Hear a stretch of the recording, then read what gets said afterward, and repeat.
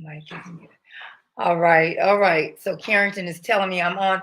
Y'all, please forgive me. This time, this new time, I do not like it at all. I'm basically still in the bed. So anyway, I'm shook. This time I gotta get used to it. But anyway, we are so glad to be here tonight, this evening. We are coming to you live, the Vibrant City Church. We are live from the city of Bakersfield, California. I don't know where you were viewing us. Um, I mean, we get people as far as Paris and New Zealand and Rome and Arizona. And so with that, we are on a different time zone. But we are here live. It's like 6:40 Pacific Standard Time. So if you are viewing us or if you go back and watch the broadcast, we appreciate it. We appreciate you finding us interesting enough to stop by. With that, I am so honored to introduce to you Miss Niesha Davis of Bakersfield, California. Miss Niesha Davis, I'm going to let her speak for herself, but I'm going to tell you a little bit about her. She is a native of Bakersfield, California. She is a mother of three wonderful children. I call her Superwoman because she does so much. Not only does she serve locally, but she serves as well in her church, Greater Harvest Christian Center. Um, Again, she is a mom to three brilliant children and a grandmother. And I don't know how that happened. She looked so good. But she is a licensed clinical social worker. She is MSW, and I'm going to let her introduce herself. So with that, we're just going to bring Niesha on, and let me tell you, I'm not going to be one of those hosts. We have a guest, and the host do all the talking. I think that is so rude. I want you all to engage with Niesha. I want the audience to ask her the questions. I will have some input as well, but I really want this um, tonight. I really want those who will be on with us, those who will go back and watch the replay. I really want you to hear the heart of, not only is she a servant of the Lord, but again, she has gone to school. She has put in the time. She has sacrificed her time to go back and learn how the brain works. So with that, come on in, Miss Niesha Davis. Again, I just find it a pleasure each time talking with you. I really do. Um, I'm one of those women that admire you. Thank I you. really do. Can you hear me? Okay. Can you hear me, Niesha? I can hear you. Can you hear me? Okay, I can hear you very well. Okay. Okay. Thank you, Yolanda.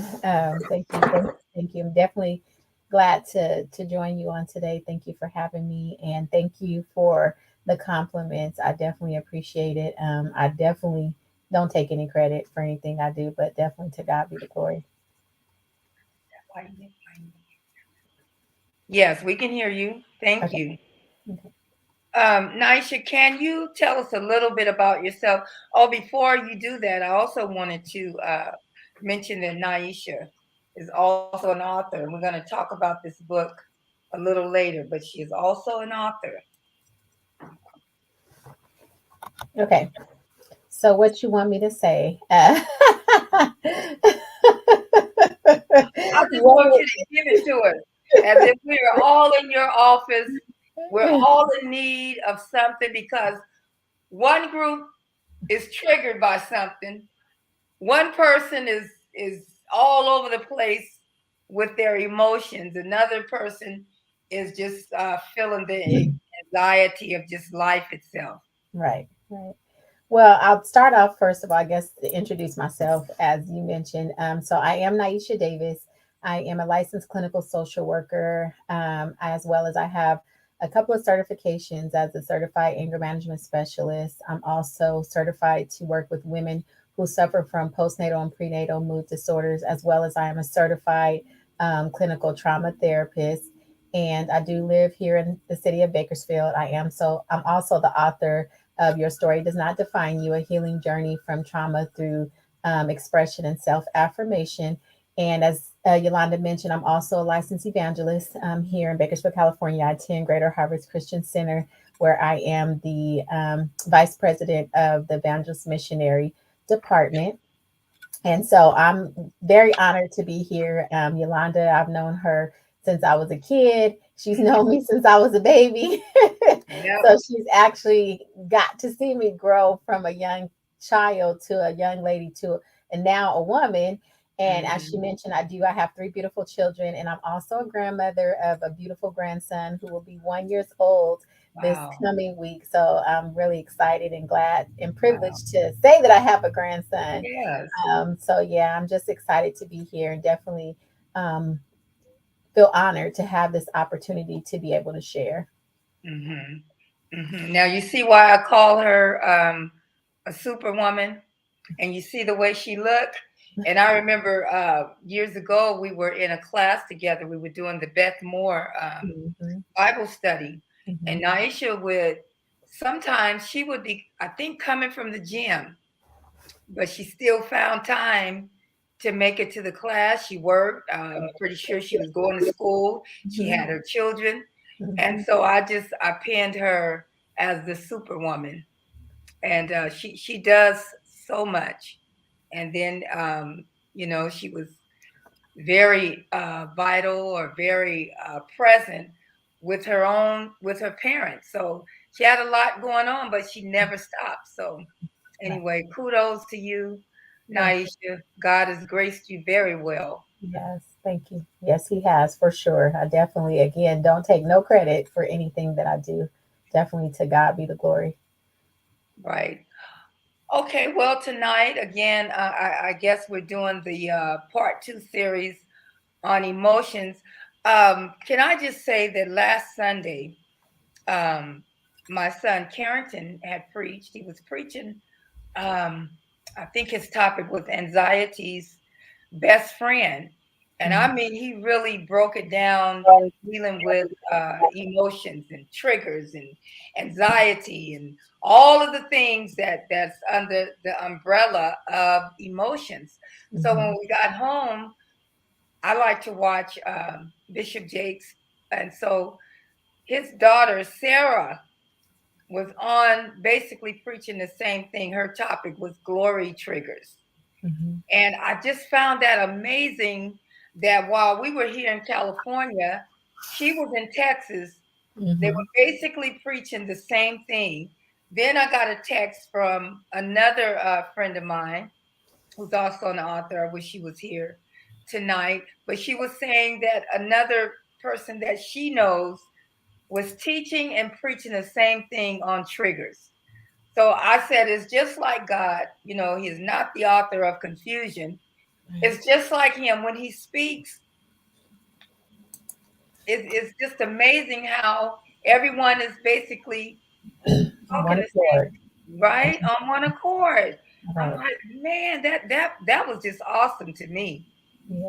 It was awesome to me. So we wanted you to come on tonight and give us um, some more of that, some more of what it means to be shook. I looked up the word shook. It means emotionally, physically disturbed or upset. And so it goes on to say, welcome to Shook, Healing from Interpersonal Trauma with Mhm. Niesha Davis. Can you tell us a little bit about interpersonal trauma, Okay. what that So entails? Okay. So when we talk about interpersonal trauma, it's just basically the trauma that a person experiences. So if you know about trauma, it affects people differently, and it doesn't necessarily have to be something that particularly happened to you personally. It could be something that happened to someone else.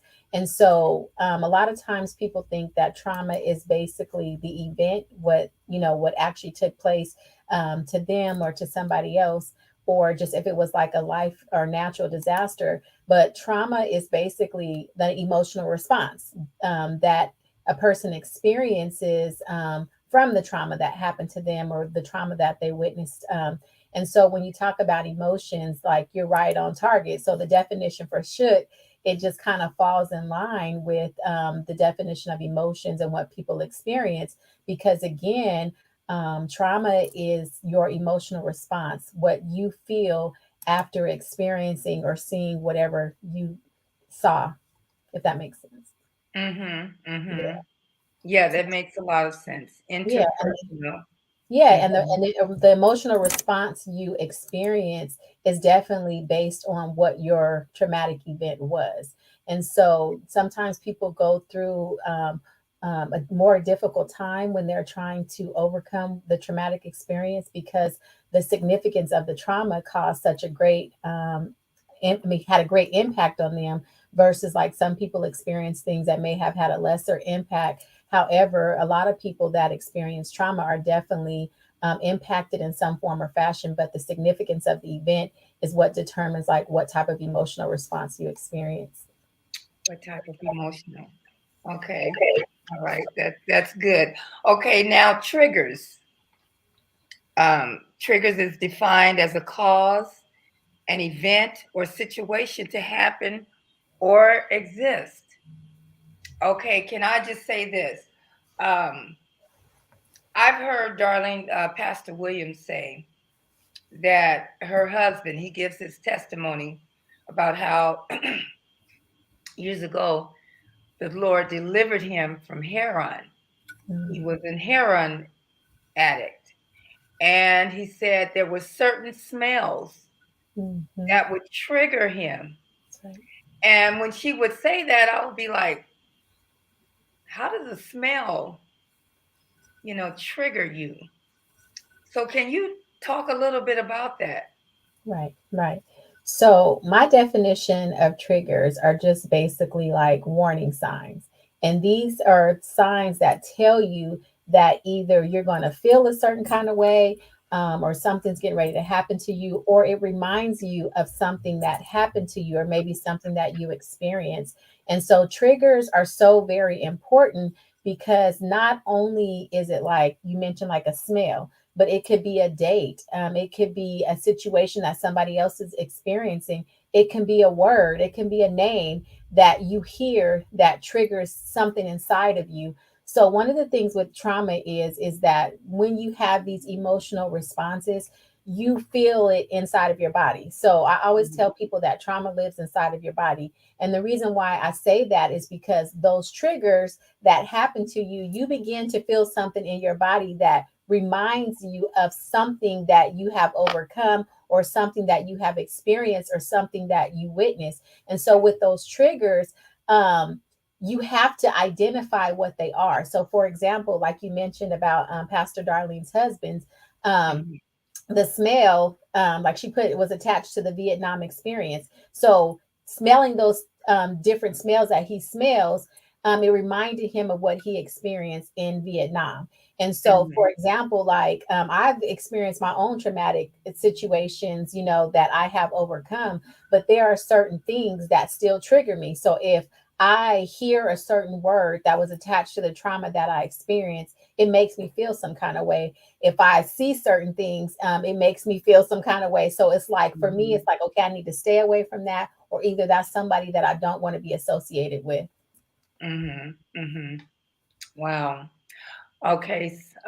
With this sparkle. All right. As a therapist and minister, what skills do you help others develop to work through their trauma? How do you process with your clients? Okay. Keep the So questions coming, please.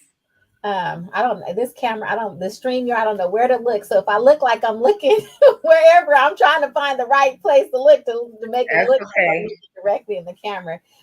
So as a therapist and as a minister, one of the things that I will say, for me, therapy is considered ministry to me. So when I'm in a therapy room with my clients, I don't always take like a professional stance per se. So I definitely ask for guidance from God to give me what to say and how to say it with the people that I work with, because my mindset is that therapy is ministry. These are God's people. So I definitely not just need my professional expertise, but I also need God's guidance and God's direction to be able to work with people. So one of the first things that I do in helping people to even learn how to cope and go through, start their healing process from trauma, is helping them to learn to identify what their trauma is, because that is so very important in the healing process, and to even learn any coping skills. Because if you don't even know what your traumatic experience is, how do you begin to even identify the triggers and identify how it has affected you,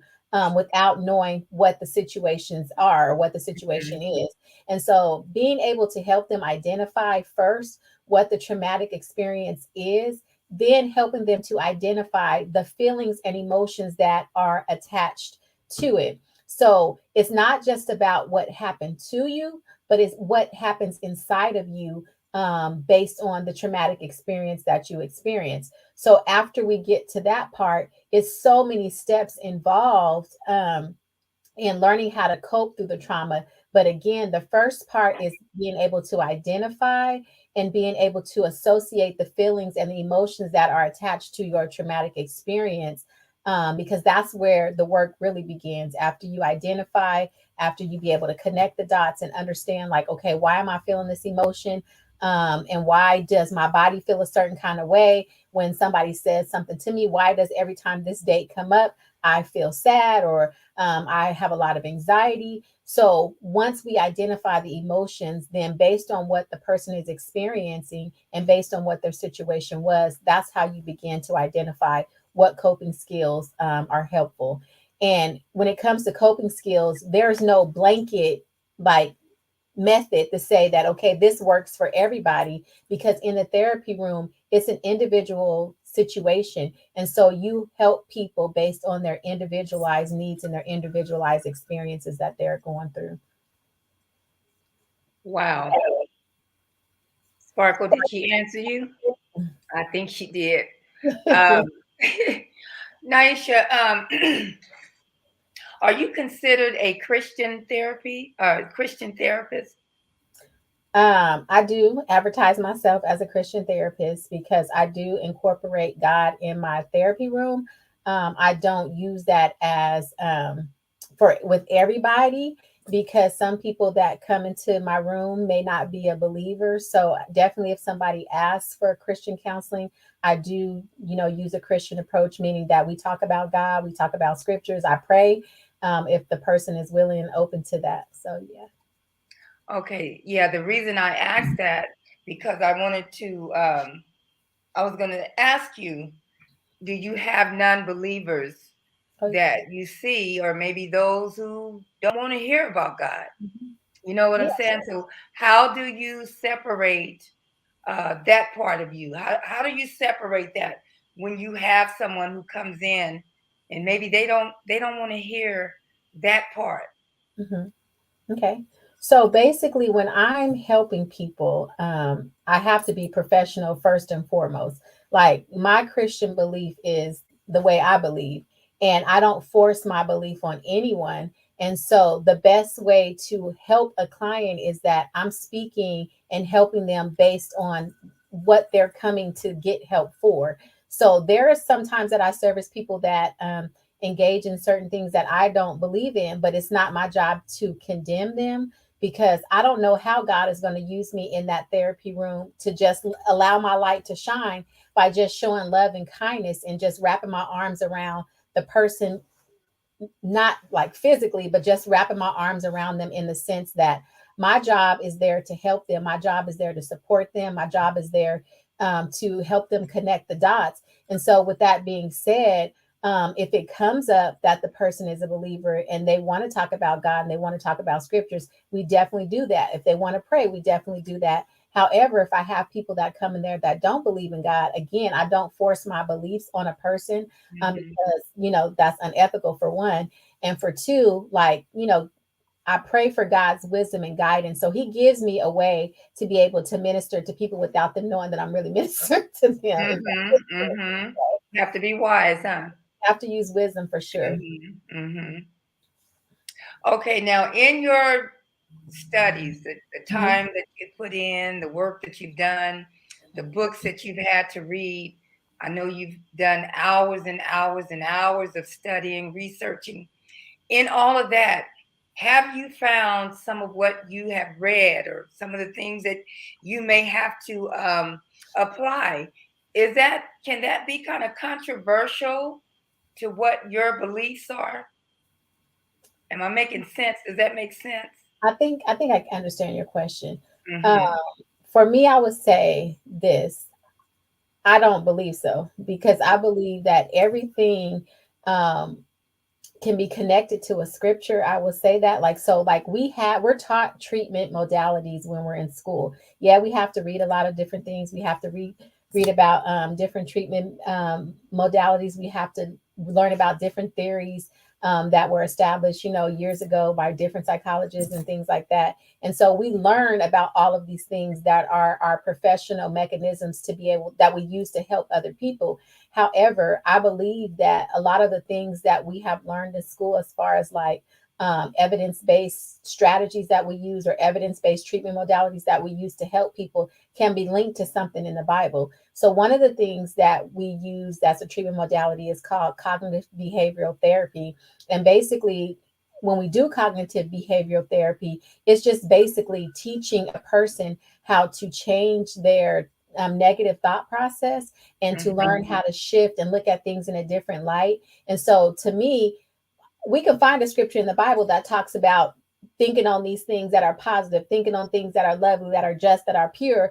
That's the scripture right there in Philippians 4, I Mm-hmm. believe. But there are scriptures I feel that we can use to attach to the treatment modalities. So with that being said, I personally don't feel like I have been taught anything controversial.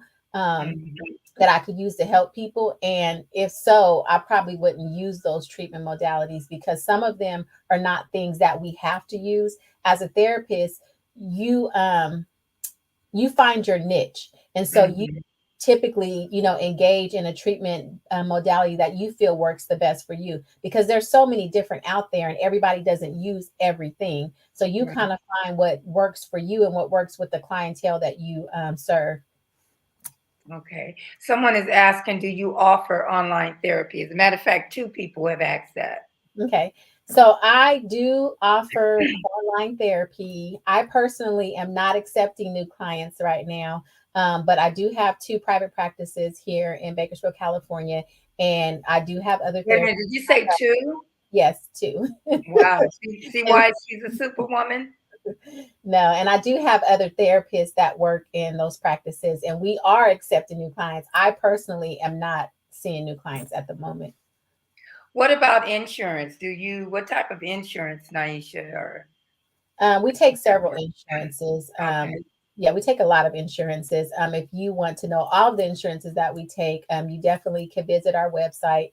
It's one of them is inspiremecounseling.com, and the other one is lifeconnections dot email. But we take Cigna, we take Kaiser, we take United Healthcare, we take Optimum. No, I'm going to forget some. Current Legacy, Anthem Blue Cross, if it's a PPO.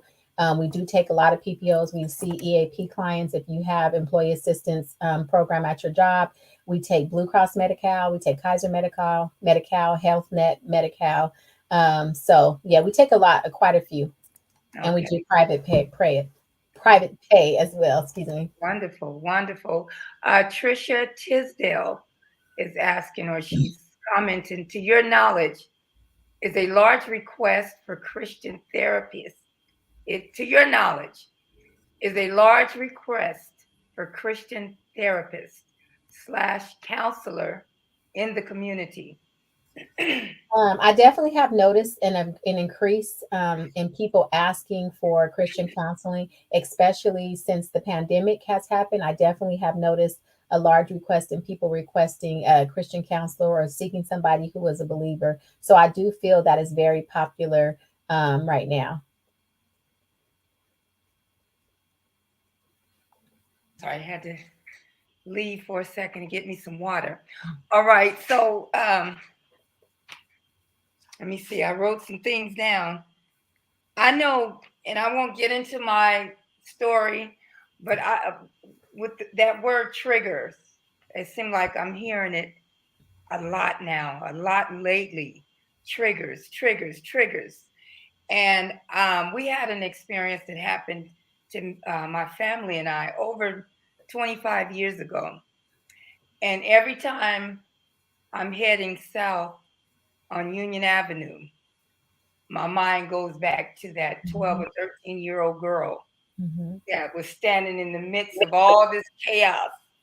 And I've witnessed my entire family being beaten and arrested, choked, father choked, all the way down to his knees. So now I'm understanding triggers. We use that word, or I used to use the word triggered, but now I understand it. And it's all tied to emotions, right? Mhm. Emotions. Mhm. Yeah. Yeah. All right. Anxiety, a feeling of worry, nervousness, or unease. Can you talk a little bit about that, Niesha? Anxiety. Okay. So I feel that we all experience some type of anxiety at some point in our life. I feel like people, there's, to me, there's like good anxiety, and then there's also like anxiety that can be attached to the clinical diagnosis of anxiety disorder. So, for example, some of the like good anxiety that we experience are if, like, okay, we're getting ready to take a test. You have some type of test taking anxiety that you experience prior to taking the test because you're nervous. You're feeling a kind of way of, wondering if you're going to pass, wondering what kind of questions are going to be on there. Okay, anytime you get ready to do a presentation or get ready to speak, you have anxiety. I have anxiety anytime that I have to speak. As many times as I've spoken on lives and in person, I still get anxious and I get nervous because I don't feel like I've ever arrived. So that's like good anxiety that's attached to me getting ready to speak. Okay, if a person's getting ready to just say play basketball, play a sport, football, those are all like good anxieties that are attached. Those are normal. It's our body's response to just, what's getting ready to take place. Now, when we associate anxiety with the clinical diagnosis of anxiety disorder, there are so many different types of anxieties that are attached to the clinical diagnosis. So, if we look at the DSM-5, which is what we use to diagnose people, there's generalized anxiety, there's unspecified anxiety, there's the post traumatic stress disorder is actually attached to an anxiety disorder. So if you look at anxiety, it just depends on, okay, what you're experiencing, why you're experiencing, and the severity of the anxiety and how long it's last. So for a person to be diagnosed with generalized anxiety disorder, they have to experience anxiety for the most of their days for at least 6 months or longer. And so, if a person is having anxiety every day and they find themselves having symptoms that are associated with anxiety, which could be nervousness, tightness in your chest, shortness of breath, sweaty sometimes, excessive worry about a specific thing, and you have that typically every day for 6 months or longer, then you can be diagnosed with the clinical definition of generalized anxiety disorder. I hope that answered your question. Yes. Yes. And I am thinking, I am so glad that, God, he gives us wisdom. I'm so glad that there are people like you, again, who has gone back to school.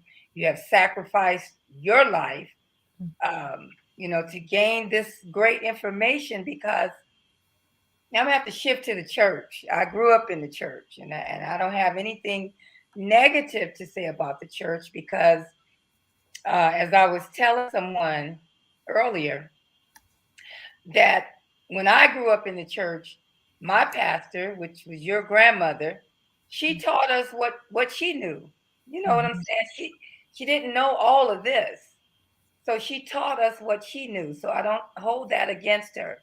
But I'm saying all that to say this, that I am so glad that people have gone back to school, Mhm. and you now you're finding out that a lot of times we may have categorized things as a demon, or God is whooping him, or God is getting him, and all of that.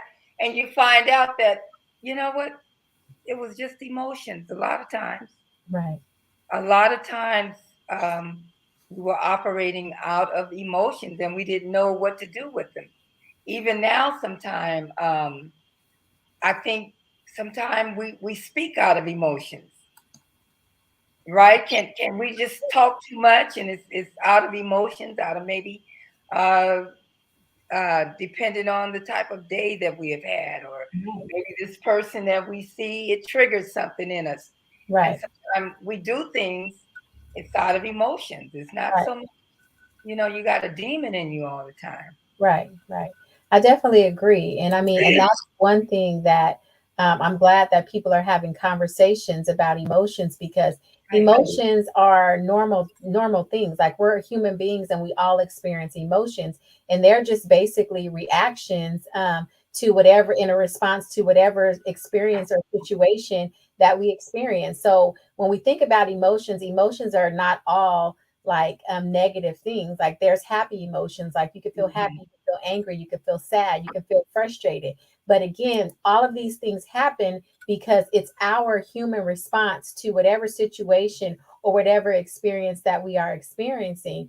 And so, for example, like you mentioned, okay, we do react off of emotions. A lot of Mhm. times when we respond to somebody, whether it's verbally or whether it's physically, it's based on our emotions. So if we are upset with somebody and just say somebody made us, okay, this is a perfect example. When you have road rage and somebody cuts you off, Mhm. you are responding to however you feel at the moment that they cut you Right. off, whether you're upset or whether you're angry. Okay, if you honk your horn, that's you responding in an emotion that Mhm. you're feeling. You're upset because this person cut you off. If you start fussing or cussing in a car to yourself Yeah. because of that, that's a response based off of an emotion that you're feeling.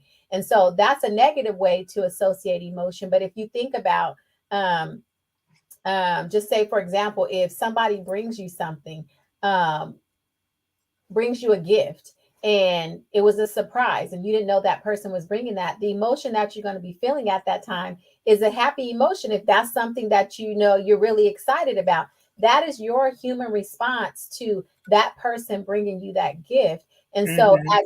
as human individuals, we all experience emotions, and sometimes we do have to take time to sit back and think about what emotion we are feeling before we actually respond to something. Right. So one of Right. the things I like to tell people is we can respond or we can react. And a lot of Mhm. times we are reacting because we're in our heightened emotional state at the moment and we just fly off the handle and respond, whether it's good or bad, um, Mhm.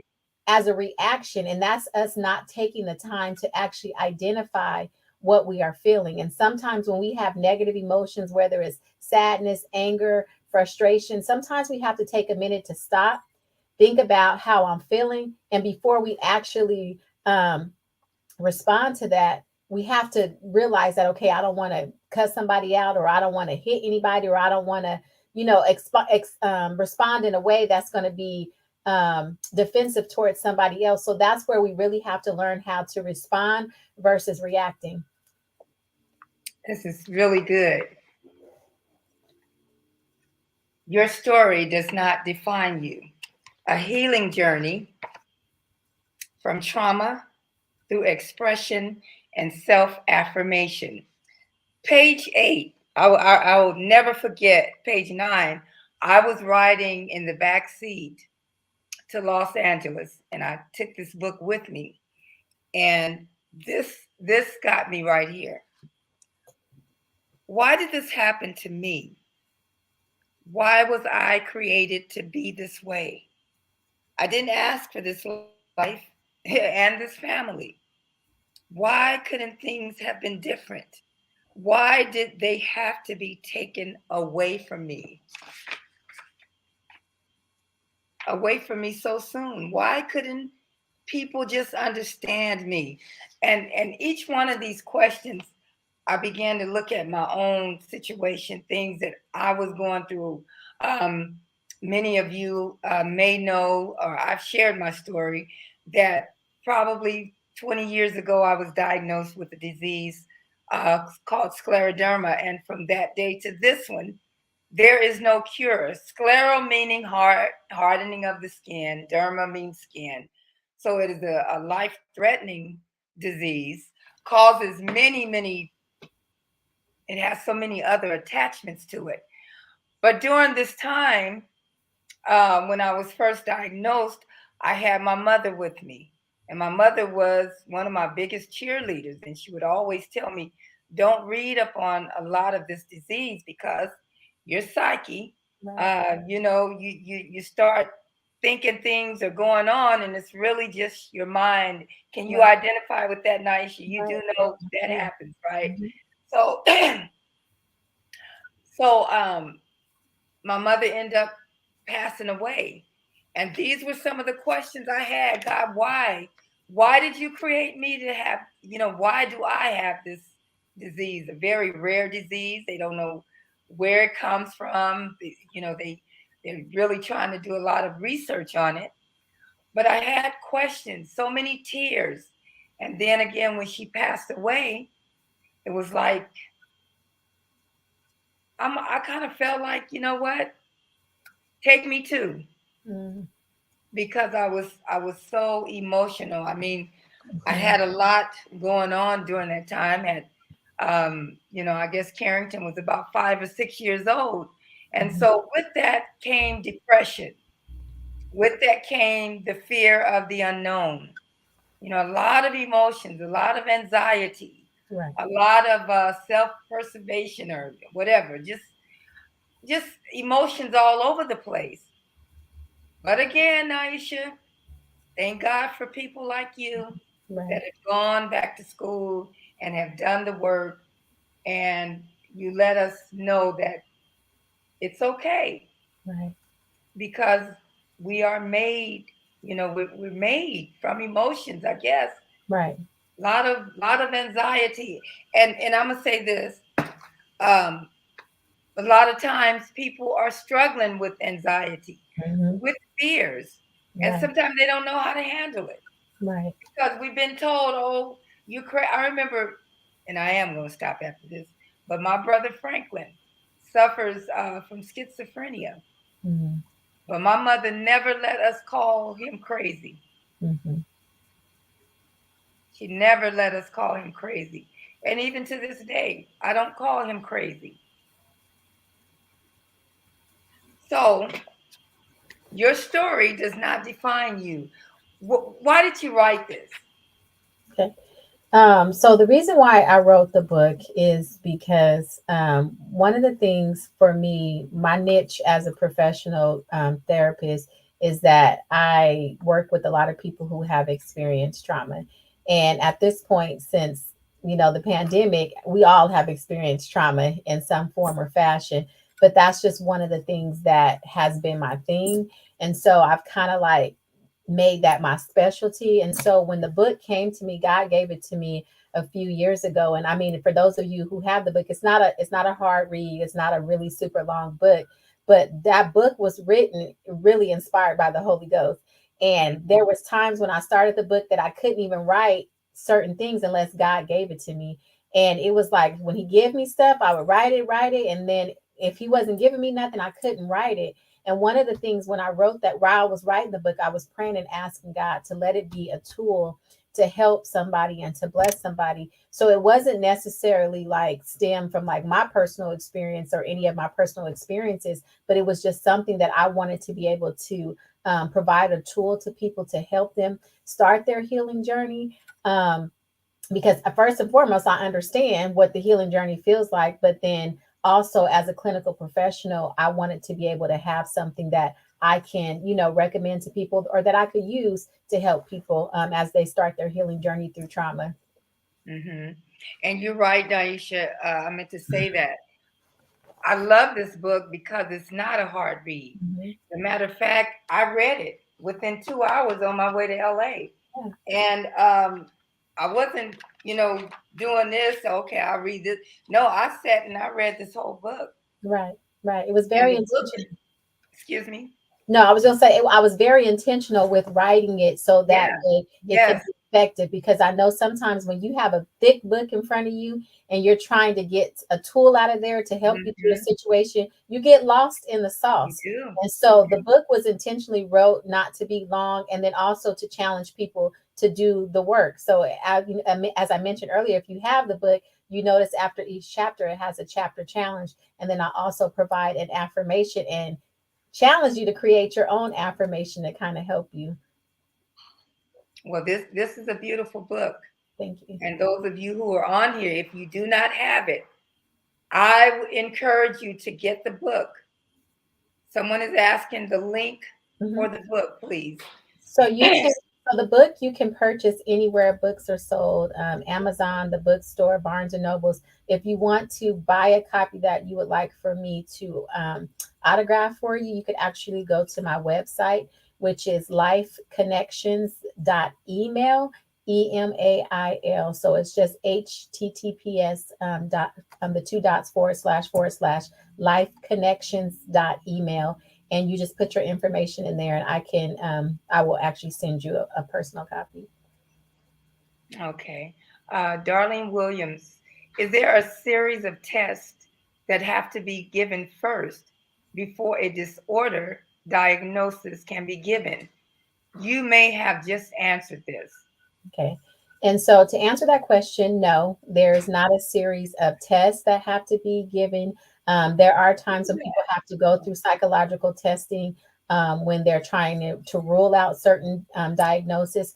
However, when we diagnose someone, it's just basically when I meet with the person for the first time is what I call our initial psychiatric diagnostic assessment. And that's just basically me sitting down with them, asking questions about why they're there, getting history, family history, legal history, relationship history, all types of questions that I ask to gain the information that I need to gain in regards to why the person is there and if they're experiencing certain symptoms, how long, the severity of them. That is what determines like how we provide somebody with the clinical diagnosis.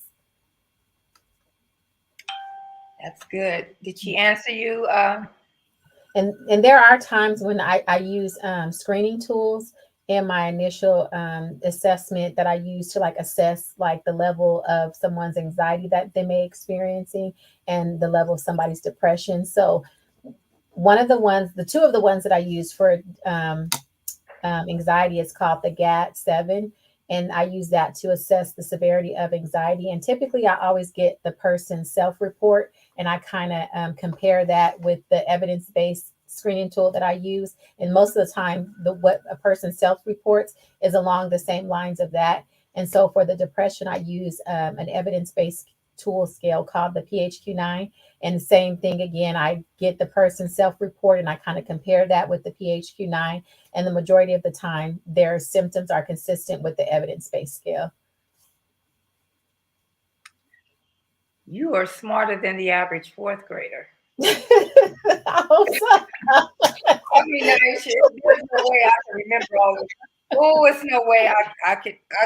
I'm telling you, I couldn't do what you do. I really couldn't because my attention span is not that long. And again, that's why I was able to read your book Mhm. within the 2 hours because I don't have a good attention span. And so even with you being the therapist and me saying that I'm glad it's you, it really is. This is not my profession. Right. I don't think I would be good at it. So God Mhm. knows what we can handle. You Right. know, He That's knows he gives us each gifts and callings. right. And That's so true. being a therapist was not my gift or calling. So I thank God for you. Um, how do you how do you dismantle? How do you take this off once you get home? How do you just become Niesha or the mother or the grandmother? How how do you not go into therapy session on one of the kids? Well, I'm a work in progress. I'm a work in progress. There are some days that I'm better than others, but you have to have really great boundaries. And I'm still creating those boundaries for my friends because they think I am their 24-hour on call therapist. That Mhm. because we're on a phone call having a conversation, that means that we can go into a full-fledged therapy session. And a lot of Mhm. times that does happen to me. It turns into maybe I call them because I want to vent or I want to talk about something, But before I get the opportunity to talk about something, they done already dumped on me and overloaded me. So then I don't even talk about what I wanted to talk about anymore. And perfect example, one of my friends today called me her pocket therapist. And I said, yeah, that's how y'all treat me. And I told them, I'm gonna start charging y'all and sending y'all invoice because it's Sunday and I'm Exactly. at work today and I don't want to work 24 hours, 7 days a week. And so really it's creating boundaries, creating really good boundaries, and then engaging in a lot of self-care. And that's Yeah. just, I mean, I can't keep pouring out, pouring out, pouring out if I don't take the opportunity to fill my cup back up. Right. That's good. That's good. And Yeah. that's so good that you know that, because Yeah. sometimes we do. We keep pouring and keep pouring and pouring, and we literally pour out. Right. We have nothing else to give. So that's good. You Right. know when and how. But I agree with you with those friends. They Hmm. would have to start paying me something, Yeah, you that's know. that's one area that I still struggle with because Yeah. I'm a true friend to my friends and the people that Uh-huh. are in my circle. I give of myself selflessly to them and to the people that I help. And I am a giver. I'm a servant by by God. I don't know. It's just it's part of my makeup, and I've Yeah. always been that way. And so I don't mind helping people. However, I do have to realize, even with my family, that there's times that I have to like say no. There's times that I have to refuse to do something just because Hmm. I'm the one that knows how to do it doesn't mean that, okay, well, Niesha can handle it. No, Right. Niesha can tell y'all how to handle it or tell y'all Right. what to do. And I Hmm. think for me, recently, the passing of my father was a situation for me that let me know that I had to make some changes in my life for me. So I've restructured a lot of things in my life here lately because that let me know that, you know what, I can't keep giving, giving, giving, giving, giving, giving, giving. And then there's things that I want to do for myself, but I sacrifice myself for the sake of other people. However, the space that I'm in now, I'm restructuring my life because there's things I want to do for myself professionally. Right. There's things that I want Hmm. to do for myself to build myself up spiritually. And I Hmm. can't if I don't have the time to do it because I'm constantly giving, giving, giving, and pouring, pouring, pouring. That by the time when it comes to me, I'm tired and I'm depleted and I don't have Yeah. time to pour into me, if that makes sense. That makes a lot of sense. And Yeah. Naisha, how are you doing since the passing of Um, your father? I know you two were very, very close. Yeah, I'm doing a lot better. For a period of time, I think for the first several months, I really felt like I was off track. I Hmm. felt overwhelmed. I felt all over the place. I'm not even gonna lie. And Hmm. as a therapist, I recognize that because a lot of the responsibilities of, planning the funeral arrangements, I pretty much did everything, and not because my siblings couldn't help me, but again, that was one of those opportunities where they knew Niesha can get it done. So it was like, yeah, we Hmm. just go expect her to get it done. But one of the things I will say is that during that time, I experienced so much anxiety, and that was Hmm. the first time I've experienced anxiety in that magnitude. That the day before I was running around, doing a lot of things, planning the funeral, getting everything done. But the day before the service, like that whole week, I was having so much anxiety that my chest was hurting so Wow. bad every single day. And the day before, I was thinking like, Lord, I don't know if I'm gonna make it at the service tomorrow because Mm. I was so overwhelmed. And I think it was me and one of my sisters, we were in the drive-through, and I literally felt like I was about to fall out and have a heart attack in that Yeah. drive-through. And I Wow. just had to take a moment and stop. And I was like, okay, Lord, something got to give before tomorrow, because Hmm. if it doesn't, like, I'm not going to be okay.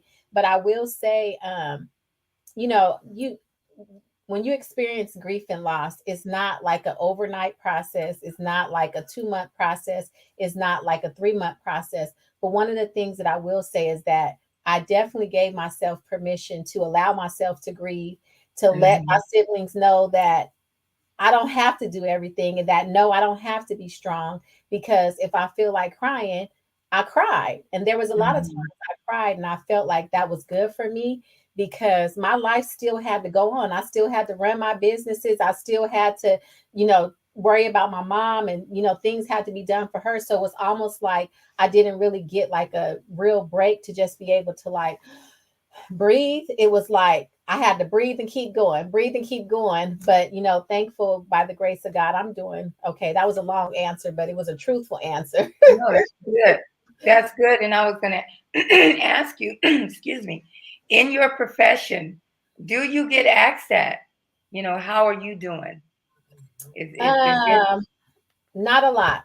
I don't. Mhm, But I will say during the passing of my dad, um, if I can just mention her, Sparkle was actually very, very helpful to me during that time. She was like my check in. She checked in on me every single day almost, that's literally, because she understood that I needed to be checked on. And I definitely mhm, appreciate her for that because a lot of times I don't get asked that. It's just like you have to take care of things and it is what it is. And everybody just expects you to be strong because yeah. they see you being strong and they just feel like, oh, don't worry about her.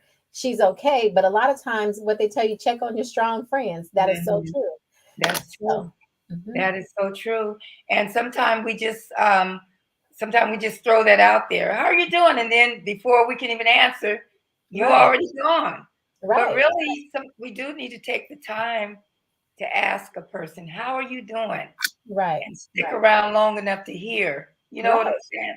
I mean, you can't tell it all, but I mean, really, I think we need to really, really check ourselves with that because right, we are living in such, y'all, excuse me, my voice acting up, but in today's society, everything is so fast paced. Everybody's in a hurry. People are so mean, right, and it's just, it's chaotic times that we are living in. right. And so I think these type of discussions and this need to really be taught even more so in our churches Oh, yeah, and absolutely. even with our kids. I'm yeah. Let me mute myself right quick. Okay. No, absolutely. I'll just say while you're doing that, Yolanda, like what you said was so important about when you ask people how they are doing, don't ask them how they are doing. And then, like you said, keep moving on. But take a few minutes. It doesn't take a whole hour to let somebody say, you know what? I'm not doing okay today. I'm not having a good day because really all somebody needs to hear a lot of times is that they can express themselves and somebody Right. can validate their feelings. They need to be Mhm. validated. And sometimes you Exactly. don't even have to say nothing else, but wow, that has to be challenging. Or like, I can imagine that's hard. And they might speak life into you. And that's just what you need to pick you up and give you another month to keep going. And it Right. gives you that little boost of energy to say, you know what?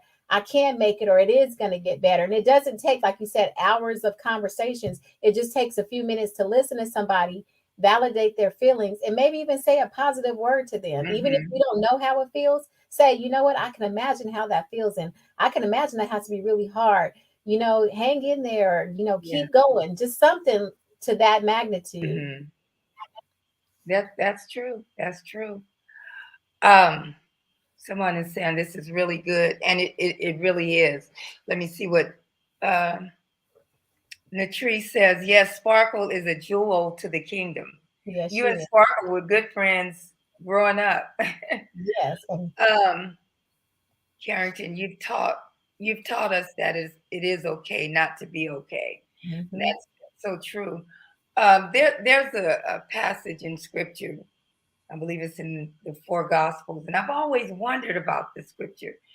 It talks about the boy, no, the father bringing the boy to the disciples, Mhm. and so he tells the disciples that, my boy, he jumps in and out of the fire, he's in and out of the water, and I'm paraphrasing. And so Mhm. the disciples didn't know what to tell the father, but they did tell him, take him to Jesus. And Mhm. so the father takes the boy to Jesus, and of course, Jesus heals the boy. But I've always wondered about that scripture because it specifically says that he was a boy. Mhm. And this is just me. Could it be, Niesha, that the boy was having some type of emotional? Well, he had to be emotional if he's one Mhm. day he's in the fire and the next day he's out of the fire, he gets in the water, so he's in and out. So that kind of tells me that there was some mental issues even with the little boy, right? Yeah, I mean, there's again, emotions didn't just start today. Emotions was going on back at the, at the garden with Adam and Eve. And the thing about it is that if we read the scriptures and we can really like, if we really tune in and look at things from a different perspective, Jesus had emotions while he was here on earth. So when he had to fast and Satan came and tempted him, I'm sure he was feeling frustrated. He was feeling overwhelmed, and he may have experienced some type of anxiety, like David talks about all the time about depression, if you really Mm-hmm. read Psalms. So, with that being said, I do feel like that there possibly was some mental stuff going on back in the days, because again, it doesn't specifically say that. But when David talks in Psalms about him being in a place where he felt like he was at a horrible pit and he was Yeah. at a really low place in his life, to Mm-hmm. me, if I look at that from a clinical perspective, he was experiencing major depression disorder. So Right. that's not what the Bible says, but if you really try to connect the dots, yes, they experienced mental health issues back in those days. Mm-hmm. Mm-hmm. Darlene says, so it's not a sin to respond with, I'm not okay, in place of, I'm blessed and highly favored. No, it's not. Because again, if you go back to the Bible, David wasn't okay and he didn't say, nobody maybe have asked him how they're doing. But as many Mm-mm. times as when I've shared on with Yolanda, one of the things that I always say is that it's okay not to be okay. Like, how can we be delivered if we are lying? Like, we Mm-hmm. might tell somebody else that we are doing good, but we know deep inside we are struggling. And so, even when we come to the Lord, God knows what we're going through and how we are feeling before we even tell him. But sometimes Mm-hmm. he needs to know that we're being honest and transparent when we come to him and be like, you know what, God, today is not a good day. And it's okay to tell somebody, you know what, thank you for asking, but you know what, today is really rough for me. I'm not doing okay today. What's Mm-hmm. wrong with that?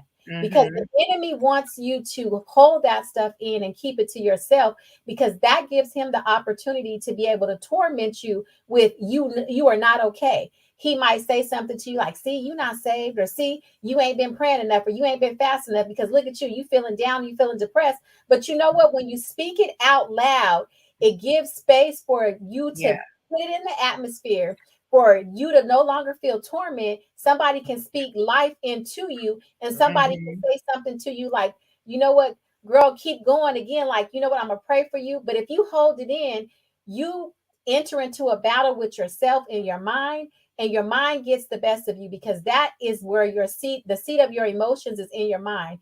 And the Mm-hmm. enemy likes to play tricks on our minds and get us in emotional states that we do not want to be in. So he gives us this. He puts up this big smoke screen. Mm-hmm. And the saints, I'm gonna say the saints, we hide behind a smoke screen Right, because we're trying to conceal so much. And a right, lot of it is because the way we have been raised or the way we've right, been taught, right, just take it to the altar, leave it there.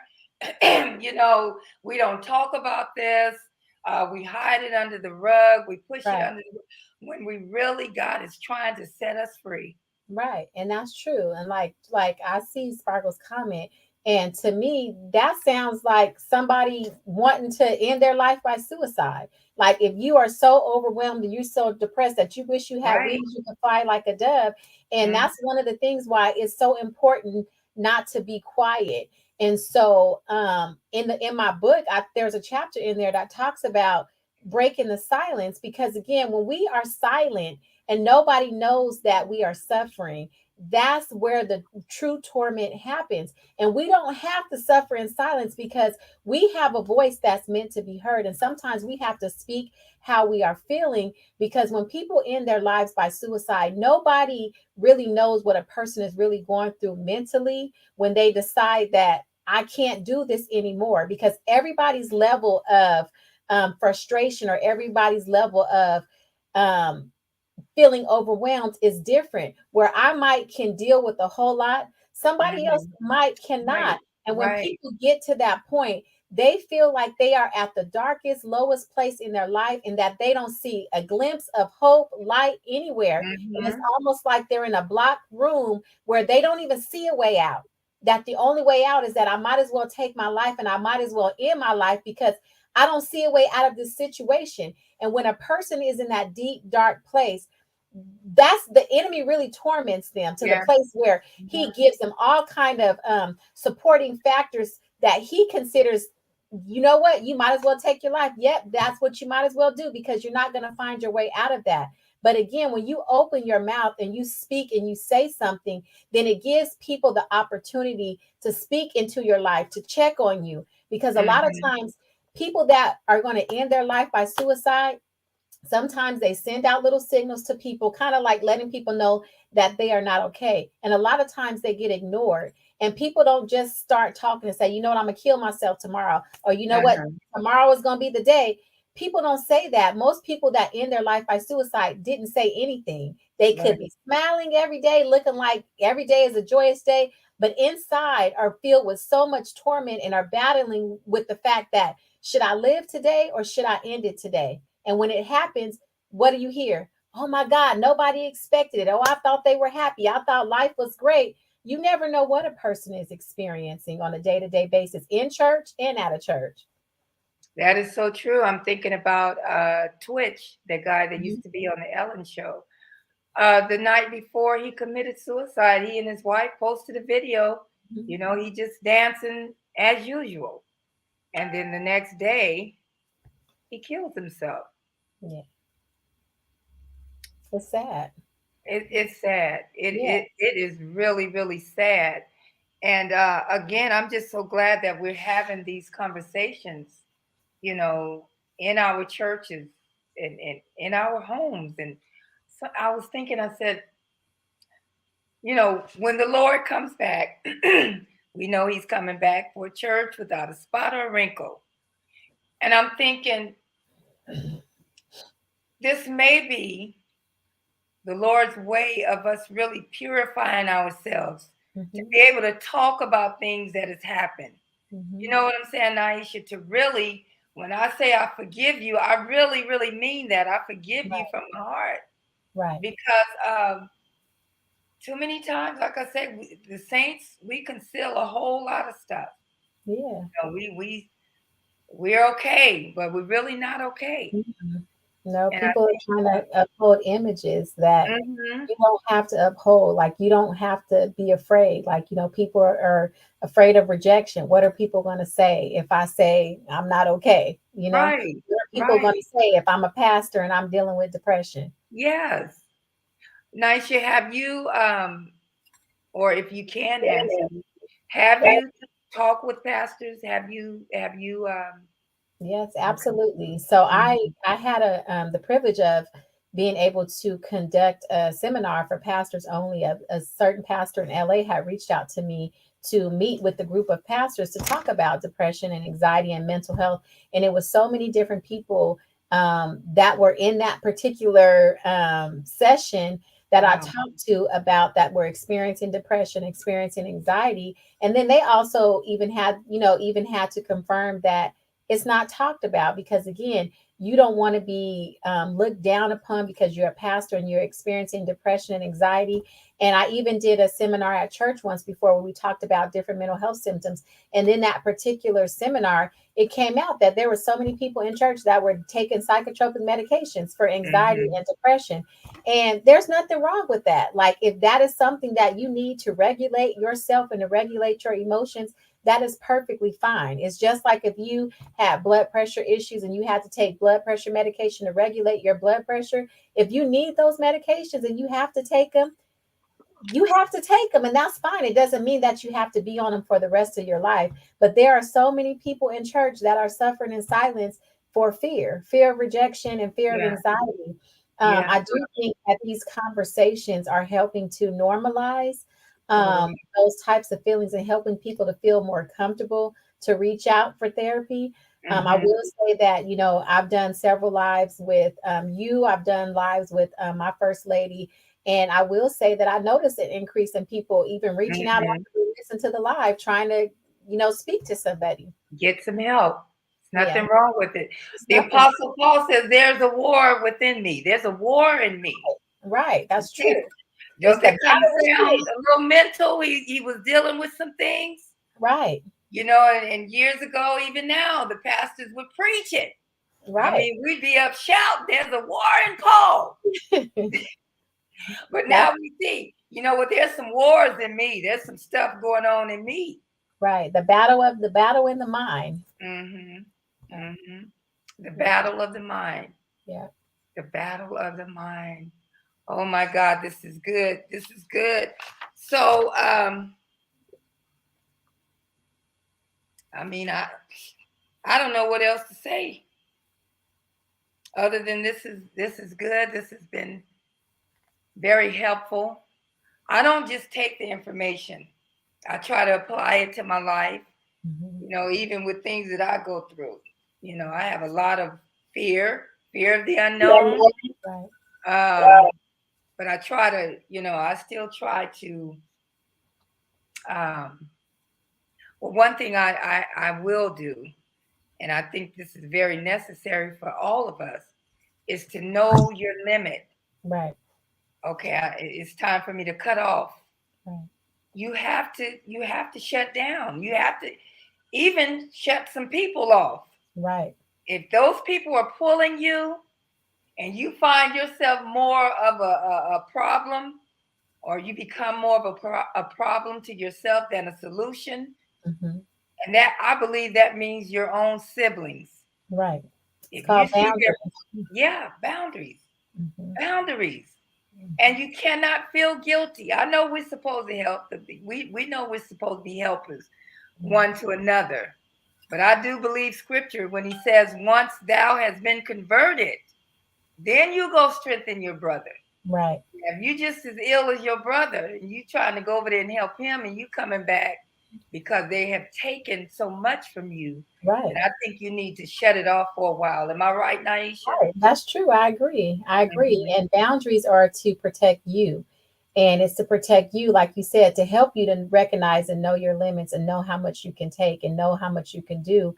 And then know when you need to take a step back and to refuel yourself and then go forward. So there's nothing wrong with boundaries. In the book, I talk about boundaries too. And one of the Mhm. things that I say is it's not an electrical fence. You don't have to Mhm. electrocute nobody and keep them out, but it's just learning how to create that space and learning how to make sure that you are okay because you can't help anybody else if you're not okay. Right, right.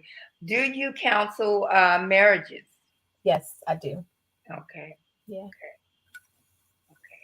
Do we have any more questions? We don't take up all of Naisha's time because this is a conversation that can go on forever and ever. Yes, absolutely. I can go all the way back to, my childhood, Right, right. And all the it's way up until this point. right, right. It's a lot. I mean, and I think that when you have these conversations, they are so helpful because you talk about interpersonal trauma. And a lot of times, people that experience traumatic events, again, remember that it's not necessarily what happened to them, but it's what happens inside of them because of Wow. the distressing situation. And so, with that being said, a lot of people try to block out the traumas from their mind and pretend like those things never happened, and sometimes they are effective with doing that. They disassociate from the experience.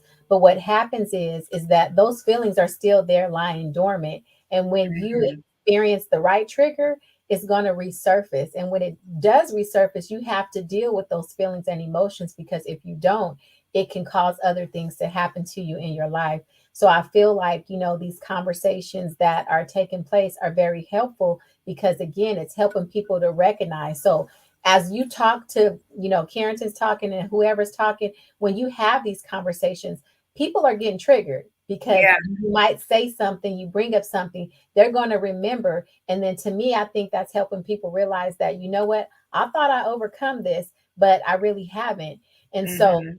one of the things that I'll share, so like I do what's called a trauma healing circle, and it's a 10-week group that I do. I have a separate one for men and a separate one for women. And I'm in our second cohort right now. I think Mhm. we're on week 7. But one of Can the I can things, I stop you right quick, Nisha? Mhm. I hear that word a lot too. Cohort. Cohort. What does that mean? It's just a group. a group of people. Okay. So like, yeah, so like when I was in school, we were called a cohort, and it was just the group of people that was in my class at that time. Okay. Okay. Yeah, so this is the second one that I've done, but I brought that up to say that in the group, a lot of people have started the group and have realized that things that they thought they had overcome, they haven't overcome, and it's been able to help them to identify that, hey, this is something that I still need to work on, or either things that they forgot, they start talking about because it's like, oh, I forgot about this, but you know what, this is still affecting me today. Carrington has the flyers up on the screen. Trauma Healing Circle. Wow. Awesome. Awesome. Your story does not define you. A healing journey from trauma through expression and self affirmation. This woman is on the move. Someone is saying no sound. Phyllis Lucky is saying no sound, Carrington.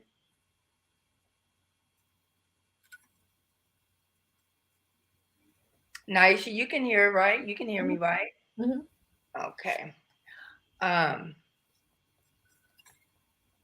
can she hear now? Well, she may have to go back and watch the replay. All right, scripture says, take no thought for tomorrow, for tomorrow will take care of itself. Don't think about what we should eat or drink. If I clothe the lilies of the field, how much more will I do for you?